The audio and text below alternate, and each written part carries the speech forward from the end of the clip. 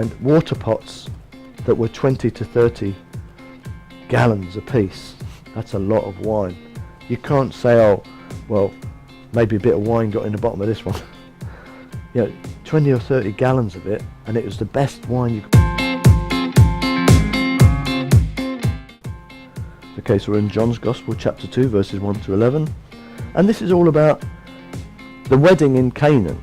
This is all about Jesus, the start of Jesus' ministry. So we've talked about the different types of ministries, the different types of diversity of gifts and activities that go on in the church and so on. But this is Jesus himself. He's now, at this age now, he's coming up to the time when he's going to be really showing who he is in his ministry and on his way to the cross. And on the third day there was a wedding in Cana of Galilee, and the mother of Jesus was there. Now both Jesus and his disciples were invited to the wedding, and when they ran out of wine, the mother of Jesus said to him, "They have no wine." Now obviously she knew Jesus. And she said to Jesus, she didn't say to Jesus, what are you going to, I want you to do something. She obviously knew Jesus, and she appealed to his compassion. Jesus, they've got no wine, Jesus. Well, if I don't believe in marriage, I'm going to say, well, tough, I'm off with my disciples. We're going on a cruise across Galilee, I'll see you later. Or we're going fishing, sorry. I can't help you. So one of the first things we do know is this was a confirmation that God is assuring us that marriage is the right way. So with people that don't think that marriage is something that we should be doing, this is actually a cue. This is a key here to say, well, actually, God does actually believe in marriage, and he attended one. Now, Jesus is not going to go to a marriage if he doesn't agree with it. He's not going to condone this by going there and happily being one of the guests while they drink a load of wine. The other thing it does say to us and that is that drinking wine isn't the worst thing that people can do. And we don't need to be judgmental on people that have a drink. If someone becomes an alcoholic, that's a different story. The wine that they were drinking here was very, very, very, very diluted wine by comparison to the kind of wine we have today. It wasn't quite as this wasn't strong drink like we have today, but it was wine. It had been fermented. It was alcohol. It was wine. It had an alcoholic content to it, and even the Apostle Paul says to Timothy, drink some wine with your food, with your dinner, because it aids your digestion. So everything that God made is good. It's what we do with it, isn't it? It's like he created us. It's what we do with us. We can do good or bad things. Money. It's an animate object. It can be used for good or it can be used for bad. It's what we do with things, and it's what we do with wine. You don't have to say, "Oh, I can't touch wine." Well, we have wine in the Eucharist. It doesn't hurt you. It's actually good for you to have a little drop of wine. It's not a problem. But being a wino is a bit different, isn't it? Being an alcoholic is different. This is your dependency.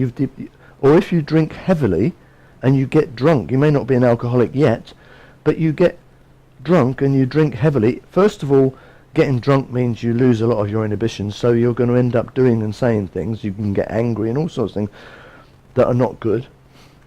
And secondly, you can do your body a lot of damage if you drink a lot, even if you're not an alcoholic. So let's sort of get those things out of the way. But just seeing someone having a drink, don't be judging them and saying, "Oh, what a terrible person, they drink alcohol." That's not true. That's not right, and we shouldn't be doing that. But Jesus says, they've run out of wine. And he comes back with a comment, and we think, well, what's wrong with him? Maybe he had a bad day. Maybe he got out the wrong side of the bed. "Woman!" This is his mother he's talking to. "Woman!" He might not have said that. "Woman." Let's imagine he said it very woman, what does your concern have to do with me? My hour has not yet come.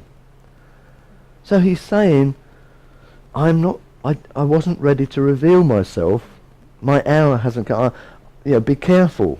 Don't spoil the plan of God here.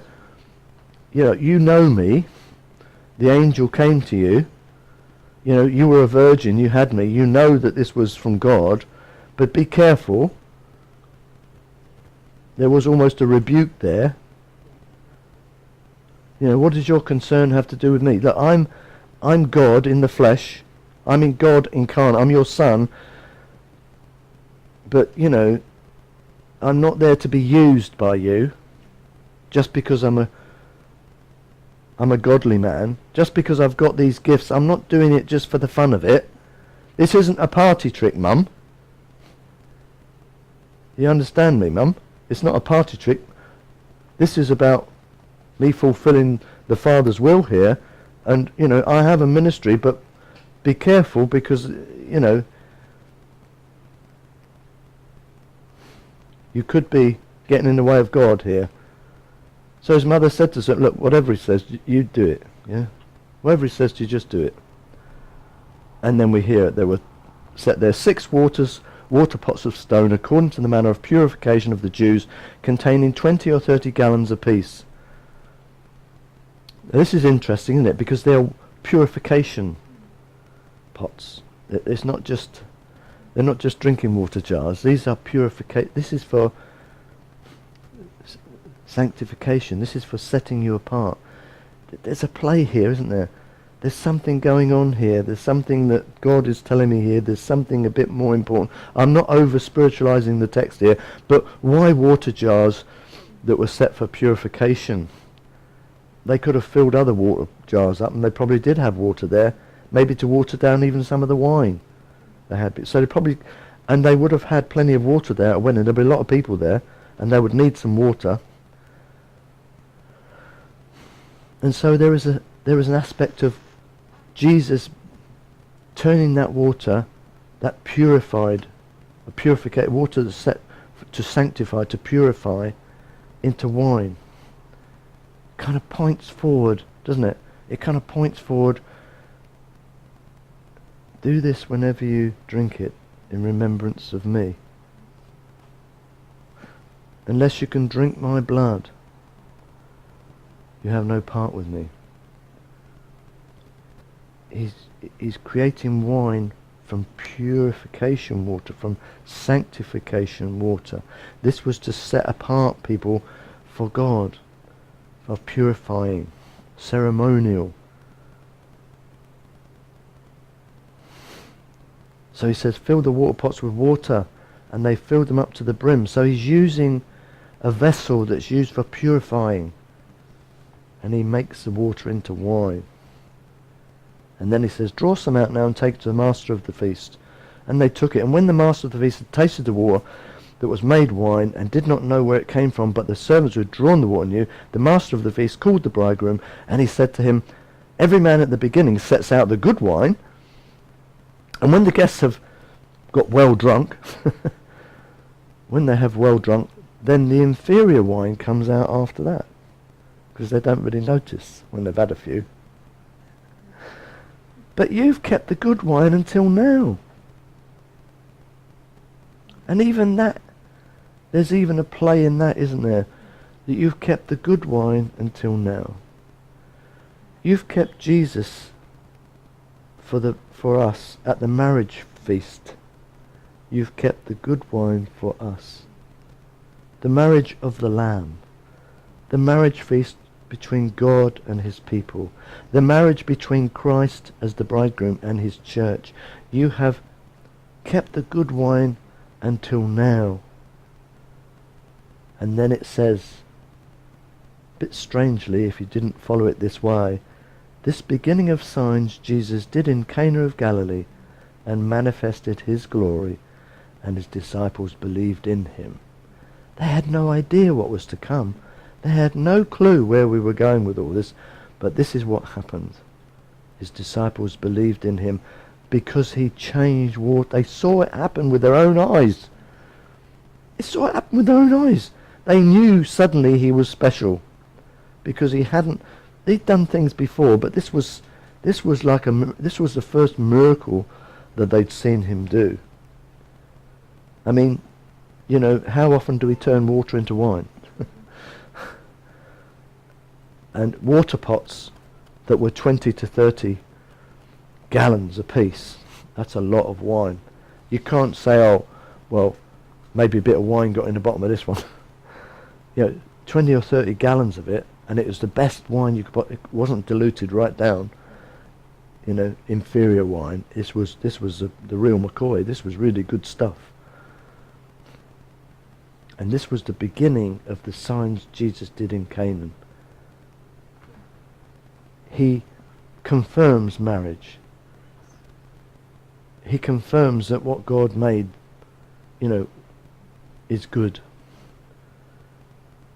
He confirms his compassion for the people. It shows he had love for the people.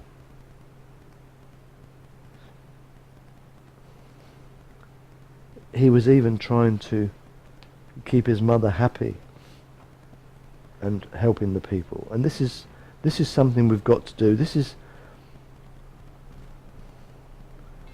is where God is showing us his interaction with mankind, and the fact that God has ordained marriage, that God gave us marriage, that God celebrates marriage, that God honours marriage. And this is what we have to understand. We have to do the same. We have to understand that this is God's way, and we have to follow God's way. Amen?